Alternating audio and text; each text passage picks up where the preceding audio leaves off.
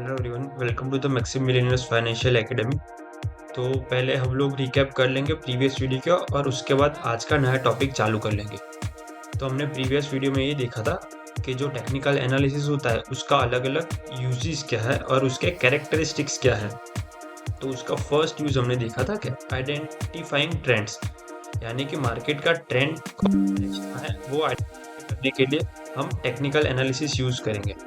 उसके बाद सेकंड था शॉर्ट टर्म ट्रेडिंग, यानी कि जब हम fundamental versus sentimental versus technical analysis की बात करते हैं, which will bring back us to this slide. जो हमने देखा था कि ये 3 पिलर्स है ओवरऑल मार्केट एनालिसिस के।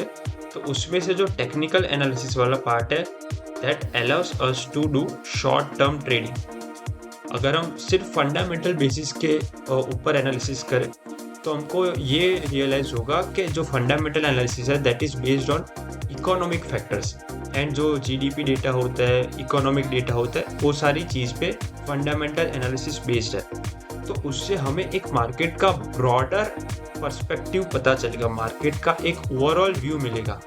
पर आपको जब प्रिसाइज एंट्री लेनी हो कि आज मुझे कहाँ पे एंटर करना है, आज के दिन में मुझे कहाँ पे एग्जिट करना है, या फिर मैं आज एंटर कर रहा हूँ तो 2 वीक के बाद मुझे कहाँ पे एग्जिट करना है, ये सारी चीज़ें हमको टेक्निकल एनालिसिस के थ्रू पता चलेगी। तो ये शॉर्ट टर्म ट्रेडिंग है that is allowed to us using technical analysis. फिर थर्ड पॉइंट था जो हमने देखा था विच वॉज ऑब्जेक्टिविटी, यानी कि कोई भी एक चीज़ जो मेरे लिए सही है वही सेम चीज़ आपके लिए सही है, राइट।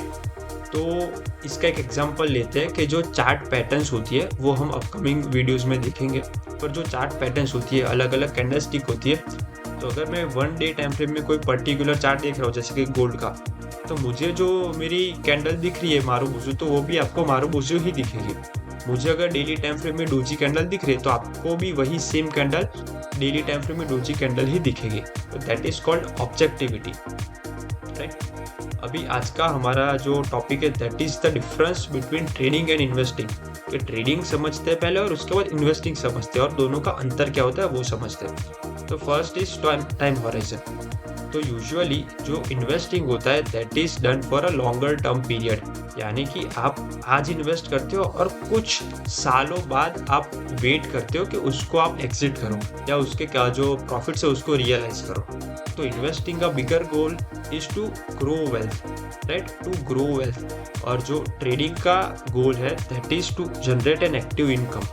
तो अगर आपको आज इनकम जनरेट करनी है तो आप ट्रेडिंग के थ्रू कर सकते हो, और अगर आपको लॉन्ग टर्म वेल्थ क्रिएशन करना है तो इन्वेस्टिंग के थ्रू कर सकते हो। तो फर्स्ट ऑफ ऑल आपको ये डिसाइड करना है कि आपका गोल क्या है। आपको आपके पास एक्स्ट्रा बफर अमाउंट है, आप ऑलरेडी आपके पास एक एग्जिस्टिंग इनकम सोर्स है और उसको वो अच्छा खासा इनकम सोर्स है और उसको आपको लॉन्ग टर्म में ग्रो करना है तो आप उसको इन्वेस्ट कर सकते हो। और आपको आज एक्टिवली इनकम जनरेट करनी है वीक टू वीक बेसिस पे या डे टू डे बेसिस पे या मंथ टू मंथ बेसिस पे, तो आप ट्रेडिंग के साथ जा सकते हो। सो टाइम हॉराइजन का वही डिफरेंस है कि जो ट्रेडिंग है उसमें टाइम हॉराइजन शॉर्टर पीरियड रहेगा और आपको रेगुलर बेसिस पे आपका प्रॉफिट्स मिलेगा, और इन्वेस्टिंग में लॉन्ग टर्म जर्नी होगी। फिर स्ट्रैटेजी में ट्रेडिंग में अग्रेसिव स्ट्रैटेजी होगी कंपेयर टू इन्वेस्टिंग, क्योंकि ऑफकोर्स इन्वेस्टिंग में एक बार हमको इन्वेस्ट करना है उसके बाद लॉन्ग टर्म के लिए वहाँ पे हमारा जो भी एसेट है वो ऐसे का ऐसा छोड़ देना है।